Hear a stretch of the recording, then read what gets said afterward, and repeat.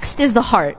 To keep the heart healthy, the first part of this prescription to keep the heart healthy is the salah. The salah is the oxygen of the heart. The second is the adhkar. I advise everyone to download an app called My Dua. MYDUAA, double A at the end. It's a collection of supplications. And the Shaykh touched upon some of these supplications in his talk. Morning supplications, evening supplications, supplications before you sleep. Every kind of supplication. But at least do your morning, evening, and before you sleep. It's all in the app. And you can star certain ones because maybe you can't do all of them. That's okay. But just star a collection that you can be consistent about. Third part to the health of the heart is the Quran. Stay connected to the Quran and to the seerah and the sunnah of the Prophet ﷺ. Now the body, and I'm going to end with that. What you do has a very profound effect on your happiness and your mind and your heart.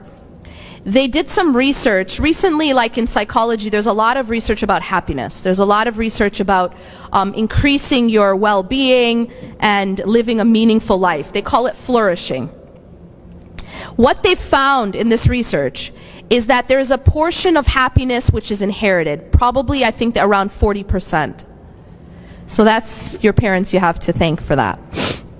But then there's another portion of happiness. About 10% is having safety and basic needs met. But that leaves you about half that you can have control over. And so what they did is they researched all these ways that people can increase their own happiness. And here is the summary. You guys ready for this? It's very interesting. They find that this culture that we have of indulge yourself, right? Live it up, it doesn't make people happier. And they've done studies on this. For example, spending money on yourself, it doesn't make you happier. Indulging yourself, it doesn't make you happier. They did a study where they had 4 groups of people. One group, they told them, you know what, indulge yourself. The second group, they told them, go and do service for another person. The third group, go and do service for your community. And the fourth group was just a control group. They just kept track of what they did. And in this study, they found that only the 2 groups that did service had any increase in their happiness. Now that's a powerful finding. What is it telling you? You know, they tell you money doesn't buy happiness, right? This is a test. It's actually not true. Money does buy happiness, and it's been shown in studies. But it only buys happiness when it's spent on others. Money actually buys me happiness when I spend it on others. But when I spend it on me, it doesn't. And this is just secular psychology. So one of the ways they found to increase happiness is to be in the service of others. Go and help another person. Go and help your community. And our deen is a deen of service.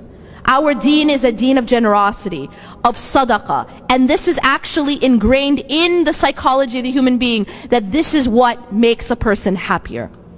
Lastly, they found that one of the most effective ways to increase happiness is the regular practice of gratitude. That just keeping a gratitude journal, for example, writing down on your phone 3 to 5 things every day that you're grateful for. It's been shown to have a very, very profound effect, even in treating symptoms of depression. أقول قولي هذا واستغفر الله لي ولكم إنه غفور رحيم سبحانك الله وبحمدك أشهد أن لا إله إلا أنت